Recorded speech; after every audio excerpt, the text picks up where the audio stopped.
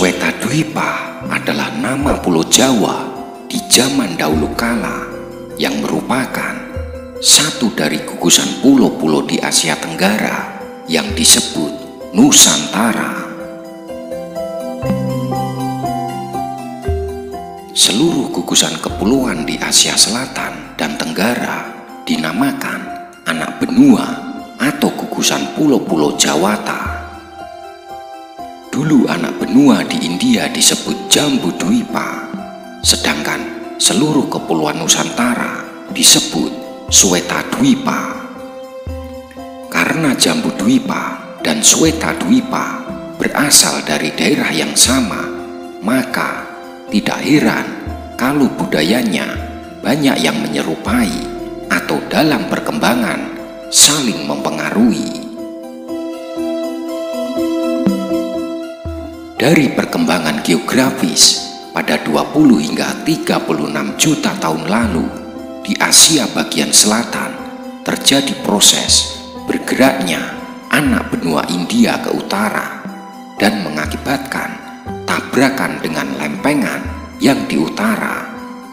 Akibatnya ada tanah yang mencuat ke atas yang kini dikenal sebagai Gunung Himalaya.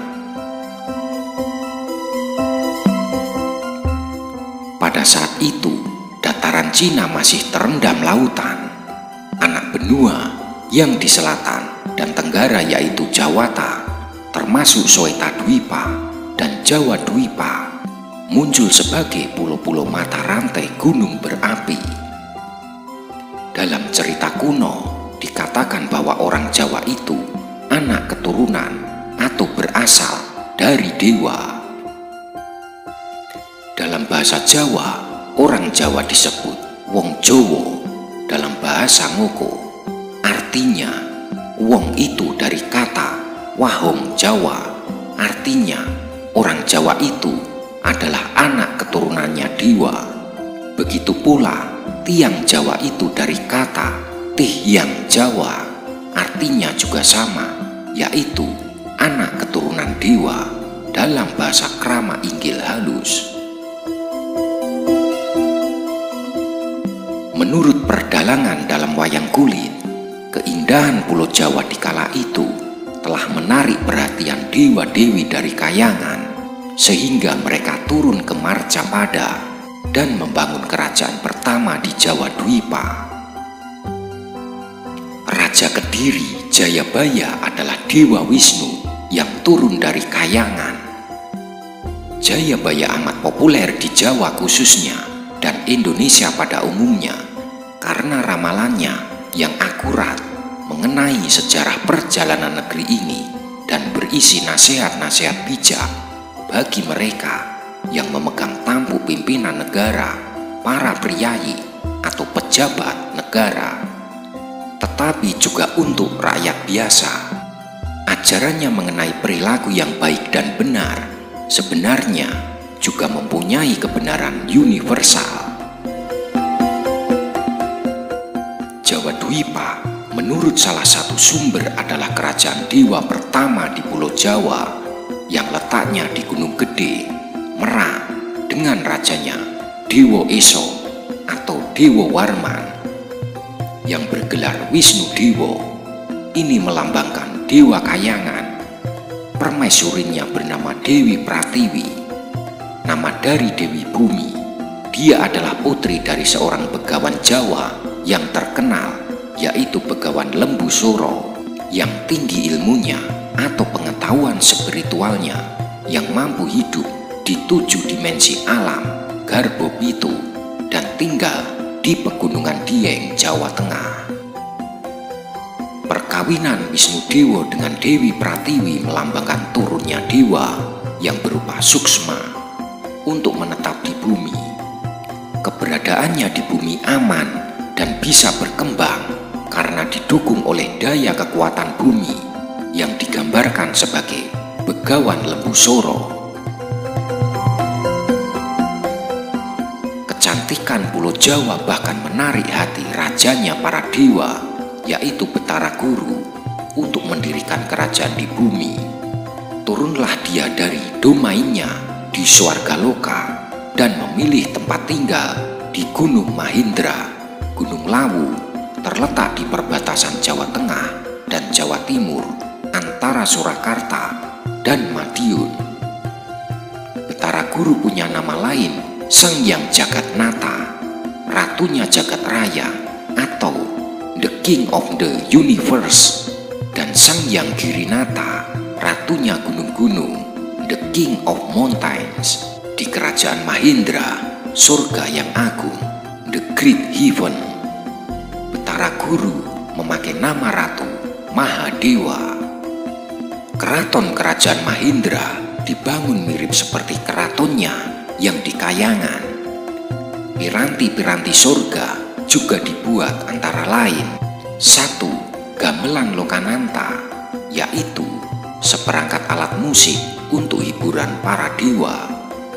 Dengan menikmati alunan suaranya yang merdu, dan saat sedang menari atau olah beksa.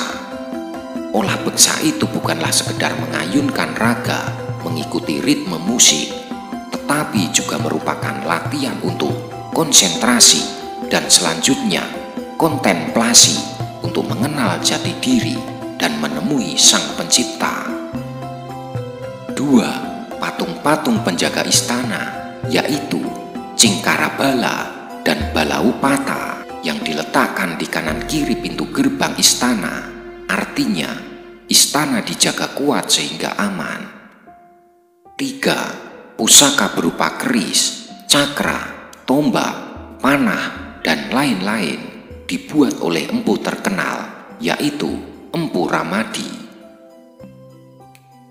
Setelah para dewa bisa tenang tinggal di bumi Jawa, dia menikah dengan putri pribumi dan punya anak keturunan. Betara Guru kembali ke Kayangan. Beberapa putranya ditunjuk untuk meneruskan memimpin kerajaan-kerajaan selain di Jawa, juga di Sumatera dan Bali. Di Sumatera, Sang Hyang Sambu bergelar Sri Maharaja Maldewa.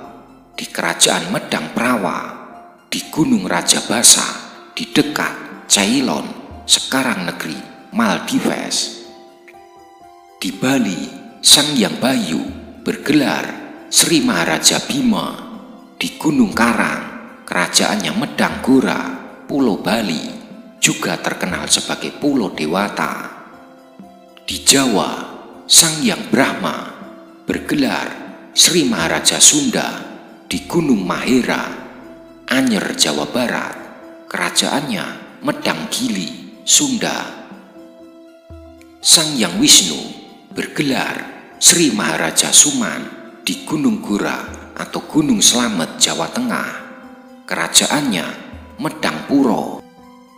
Sang Hyang Indra bergelar Sri Maharaja Sakra di Gunung Mahameru atau Semeru, Jawa Timur, kerajaannya Medang Gana.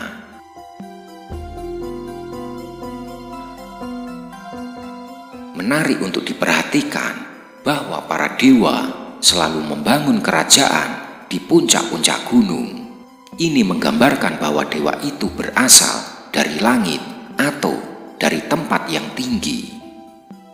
Tempat tinggi di atas itu artinya bersih, jauh dari hal-hal kotor. Sikap harus dijaga, tetap suci, baik, benar, sopan bagi dewa yang telah menjadi manusia dan tinggal di bumi. Ini artinya tanah yang menjulang ke langit dalam kebatinan kejawen, contohnya adalah Gunung Dieng atau Adi Hyang. Maksudnya, supaya orang selama masih hidup di dunia dalam mencapai puncak pengetahuan spiritual, mendapatkan pencerahan jiwani, tinggi ilmunya, suci lahir batin. Puncak itu adalah Adi Hyang atau bumi Samboro. Dewa yang menampakkan diri, dewa yang berbadan cahaya, bisa menampakkan diri dan dilihat oleh saudara-saudara kita yang telah tinggi tingkat kebatinannya.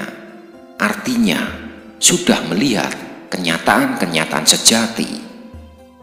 Dipandang dari sudut spiritualitas, turunnya dewa ke bumi adalah gambaran dari merasuknya sukma, spirit jiwa ke dalam badan manusia dan lalu menjadi manusia. Oleh karena itu, manusia termasuk manusia Jawa adalah berasal dari sukma, spirit dewa. Orang Jawa adalah sebutan bagi orang yang tinggal di Jawa Dwipa atau di Pulau Jawa pada dahulu kala. Saat ini, yang dinamakan orang Jawa adalah penduduk yang menghuni di Pulau Jawa bagian tengah dan timur yang disebut suku bangsa Jawa dan anak keturunannya.